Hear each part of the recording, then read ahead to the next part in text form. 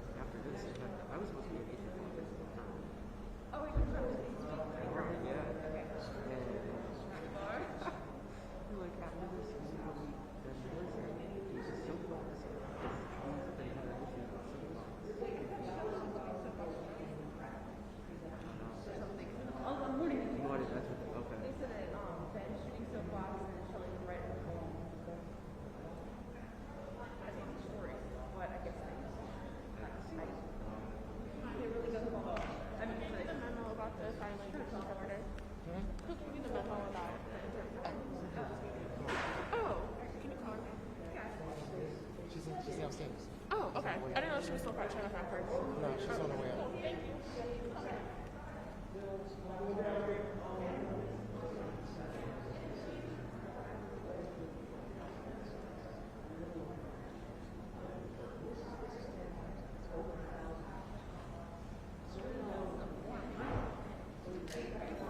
Yeah, it's the sun.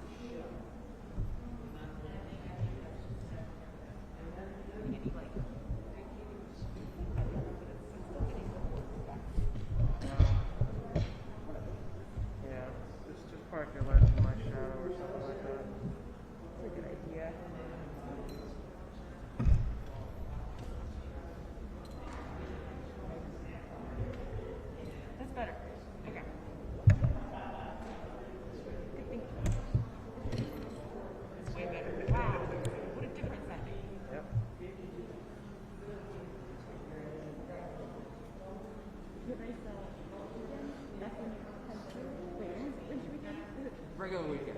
Oh, it is? Yeah. Oh, okay. Yeah, actually.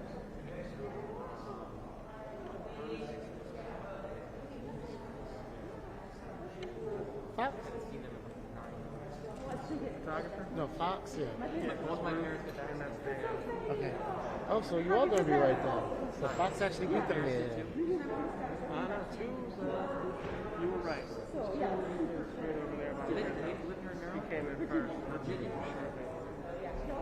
Shortly hereafter. Well, depends. Is she shooting for just Fox or is she shooting for the new show too? Remember they got two shows. Here for both of them. Dan's here, and then Alexa is supposed to be here shortly. It's crazy. One news photographer from two stations in the same market. Okay.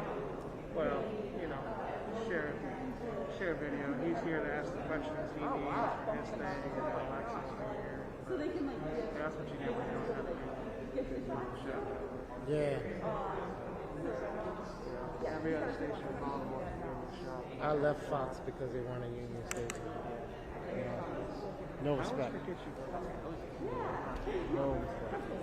I was at Fox and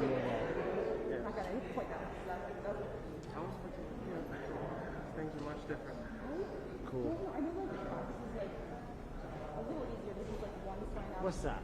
How are you today? What's up?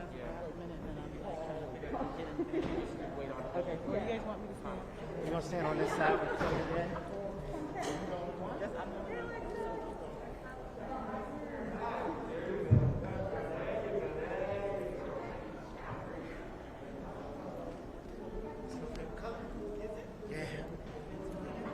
All right. To my news stations, that will be the Q&A microphone, and American Sign Language young lady will be right here on this side today. All right. Microphone check for the last time. 5, 4, 3, 2, 1. Does anyone need to do some sort of check for your head in? All right. Good. 10, 9, 8, 7, 6, 5, 4, 3, 2, 1.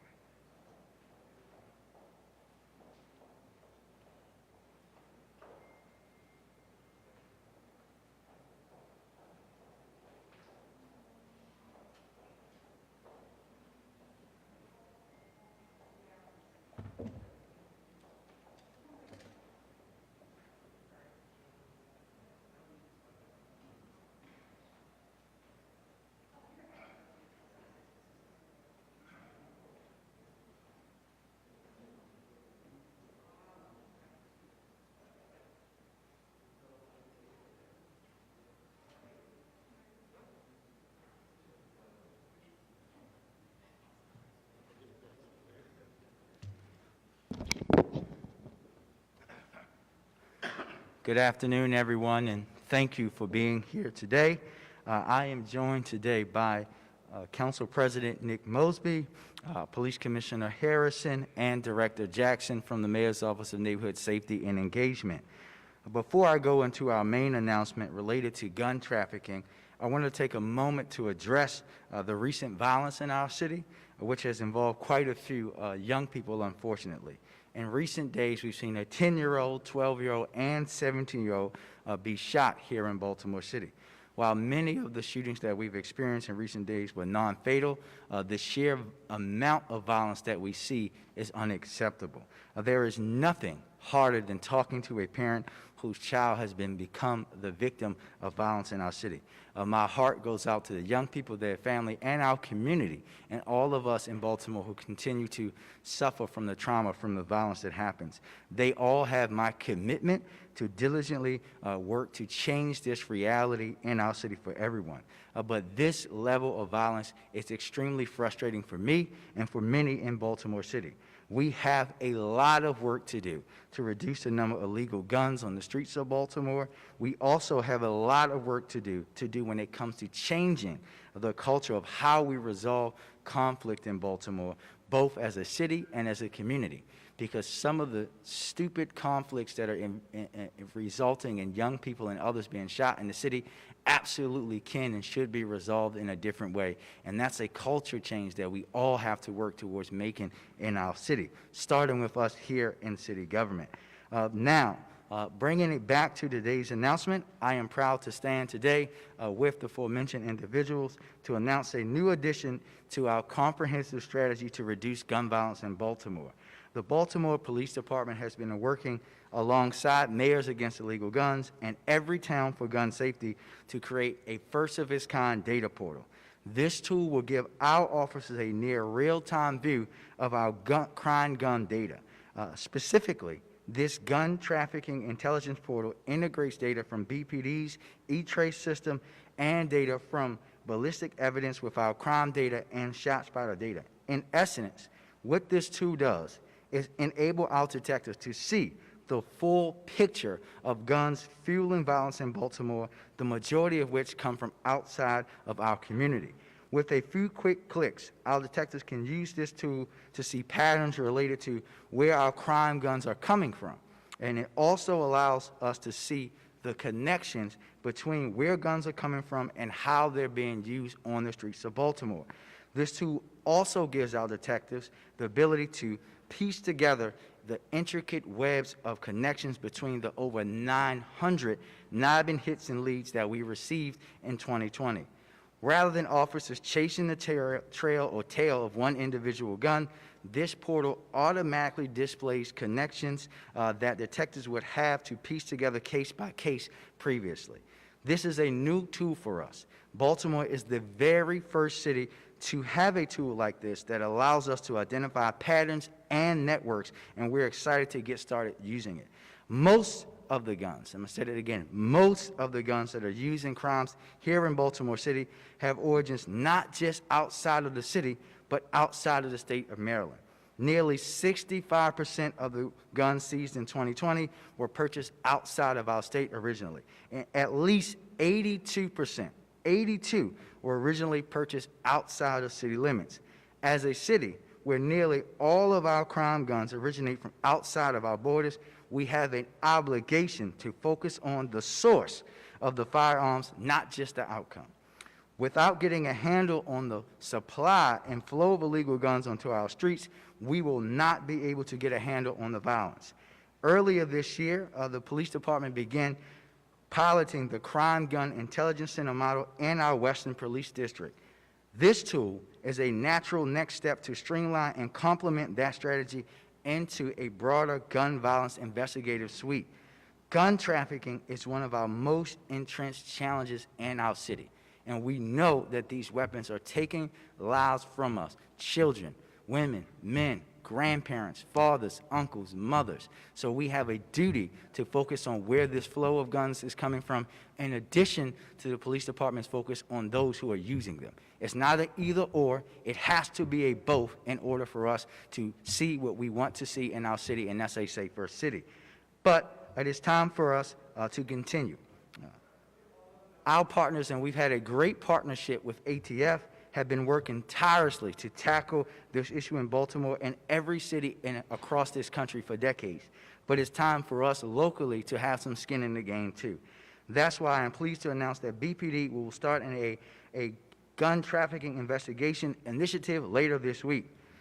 To make the best use of this gun trafficking intelligence platform, we plan to dedicate a sergeant and 2 detectives with oversight from a major with investigative experience to turn these patterns, connections, and real-time data into cases with a strong foundation.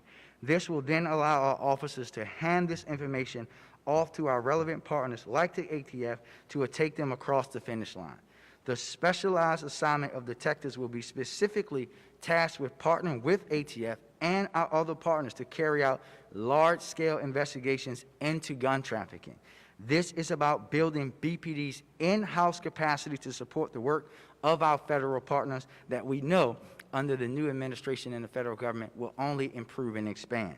This initiative to hold gun traffickers and straw purchasers accountable is one of my highest priorities, and my office will be meeting with the commissioner and his team on a weekly basis to get an update on their progress.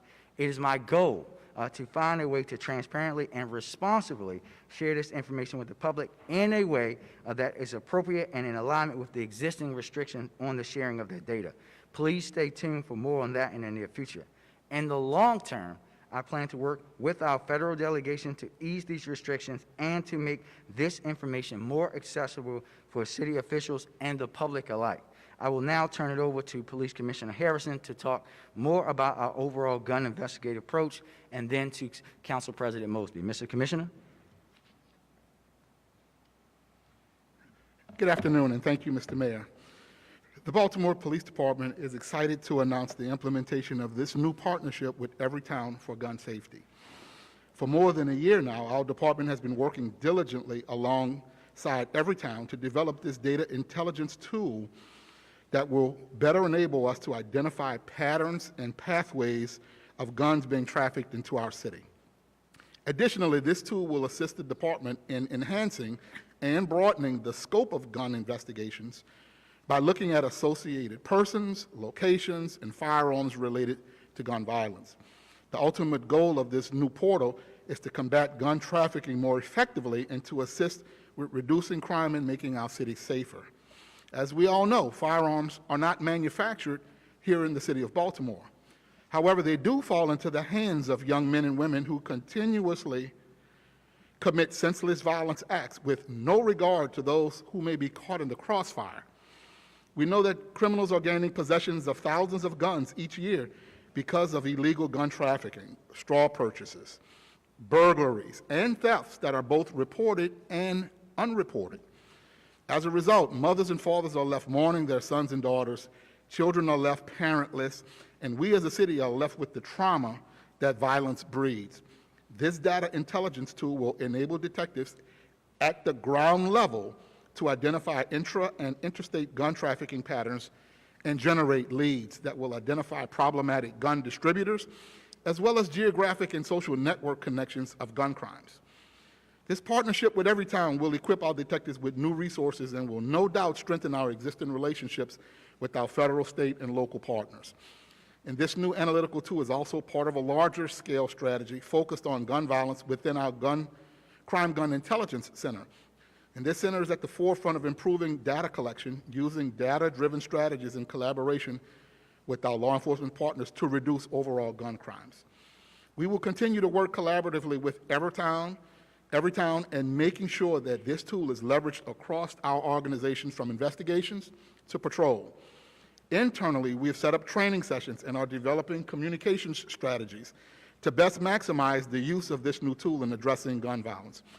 So I want to thank Mayor Scott and the leadership of Everytown for gun safety and our law enforcement partners for working hand in hand with our department as we continue to work together to rid Baltimore of gun violence. Mr. President? Thank you, Mr. Mayor, Mr. Police Commissioner, for providing not only your leadership, but your timeliness of this particular issue. As the mayor stated, when we see the level of violence, particularly as it relates to impacting our young folks on our streets, it's absolutely concerning and disheartening. We understand and know, Mr. Mayor, that violence, particularly handgun violence, has affected this city for as long as you have been alive. This is not a new issue, and this is not an issue that will go away with business as usual tactics. I'm here to stand in support in my partner in progress, the mayor, as well as the police commissioner, as they go after looking at gun violence from a data perspective. Data is king, and you cannot solve these issues, you cannot tackle these issues, you cannot stop the destruction of our family, the stolen lives, and the lack of growth in our community through gun violence by emotions. It must be through data. And that's exactly what this tool is called to do. I'm excited that Mayor Brandon Scott has decided to allow Baltimore City to take the first step in this initiative. I hope that it pays well results where we see that this continues to spread, not just in the city of Baltimore, but throughout this country. So again, as my partner in progress, I'm excited to work with the mayor. The council is ready and prepared to work with the mayor, and we look forward to continue to expand from this program. Thank you, Mr. President, and thank you for your partnership and your dedication to making Baltimore a safer place. And now we'll take a few questions about the initiative, if there are any.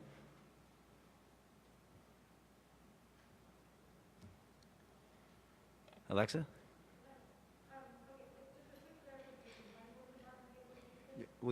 I can't hear you, Alexa, sorry.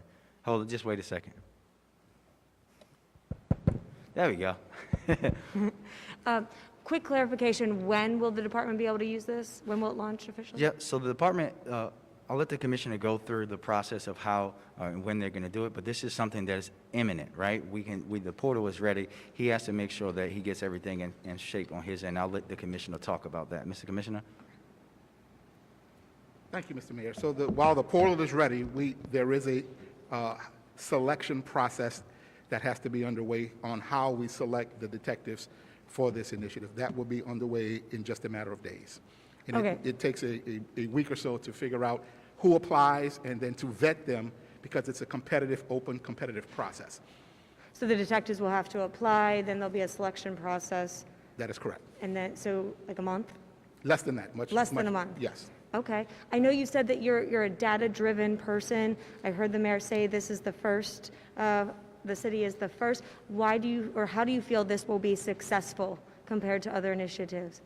Well, we're a data-driven administration, and what we want to do is make sure we build in-house capacity to be able to liaison with our federal partners, but liaison with other city and county law enforcement agencies to understand where guns are coming from and how they are connected to the crimes committed in our city. Question. Thank you. And just to add to that before we go to Avajoy, I think it's important, Alexa, for folks to hear this. When I talk, and you heard me talk about this for a long time now, about the need to focus this, when I talk to residents in the city of Baltimore, they want us to hold people that are committing violence responsible, but overwhelmingly they also say, when are you guys going to do something about the folks who are bringing the guns into this city? And we continuously have been ignoring that. This is why we're the first. We're going to focus on these people too, because they're just as responsible for what's happening. If you are selling a weapon illegally or trafficking a weapon illegally, or even straw purchasing a weapon, knowing that the person you're giving it to is going to shoot, rob, or kill somebody, you have to be held responsible. And this is why we're jumping out first on this. Avajoy? Last question I have is, can you tell me a little bit about your conversation from your release yesterday about the youth violence? You started out with that. You said you were meeting with the heads of the Baltimore Police Department. We're not going to discuss deployment strategy, but just know that we had a meeting about the importance of us making sure that we're using data to adapt and to make sure that we're doing things that are going to quell the violence from a policing standpoint that we've had in recent months, in recent weeks. Thank you. Avajoy? Thank you. So the state's attorney's office, I'm curious as to where they stand with this process, because if you guys are having a partnership with federal agencies, how are you going to bring these cases across the line to ensure that the people who are committing the crimes aren't recommitting them? Yeah, we will work, listen, our police department and the state's attorney's office work together already around cases. This will fall in line with how we already work with them in our investigative cases. We have a good relationship. We're going to continue to improve that to make sure, but it's not just about our local state's attorney, because you're talking about ATF, so we know that's going to involve our federal attorney and federal partnership as well. This is an initiative that is going to be welcomed by everyone, because we all know this is an issue that we have to address. And maybe this is a question for you, Mr. Mayor or Mr. Commissioner. 3 children have been shot in the last few days. Do you guys have any updates on the suspects? Are there any suspects in these cases? Well, I'll let the commissioner answer that direct question, but I will tell you this. What I've said to the commissioner and his team, finding those individuals are a top priority for me, because people who cowardly shoot children should not be able to walk freely around the city and think they're going to go about their everyday lives knowing that they're not man or woman enough to step up and say, okay, I shot a kid, I did it. We're going to make sure that we're going after these people aggressively and holding them accountable for shooting our babies. So we have leads, and detectives are following up on leads. We're not quite ready to say we have suspects or persons of interest, but we have leads that we're developing and working on. What we know is that in all 3 cases, there were 3 distinct incidents. Two kids on the playground, you have a young girl caught in a crossfire between 2 rival groups, and then 3 young men targeted this young man just the other day. So there are 3 distinct types of shooting. Doesn't make it any less. We're following up on leads. What we know is that in all 3, there were many, many people who are out there that could provide information to help us identify who's responsible for it. That's why it's so important for us to ask the community for help in every last one of them, and we do that again right now. Anyone with any information, because we know people were out in all 3 of these that saw or heard anything or know something in any way, to please call us, or you can do it anonymously by calling Crime Stoppers. Thank you. Mr. Mayor, this is a question for either yourself or the council president, if you'd like to comment as well. After last week, you had launched the Youth Initiative, which had education as a big part of that. I mean, yesterday. Is this question about this issue of violence? I'm hoping to get your reaction to education in our Project Baltimore investigation that found a number of students over at Augusta Dan, we Fells. specifically said that we were talking about this issue of violence. We're talking about young people being shot. I just want to remind you Mr. Mayor, of that. I understand that. And hold on, I'm talking. Just wait a second. It reminds you of that we make that be clear before we started, just to let you know. Continue with your question. This is our opportunity to ask you questions, Mr. Mayor, so that's why I'm asking you the question. I understand it's off topic, and I apologize for that, but we're hoping to just get your reaction to the Project Baltimore investigation that found a few hundred students at Augusta Fells that were being passed through the grades, even though they were failing on their report cards and such.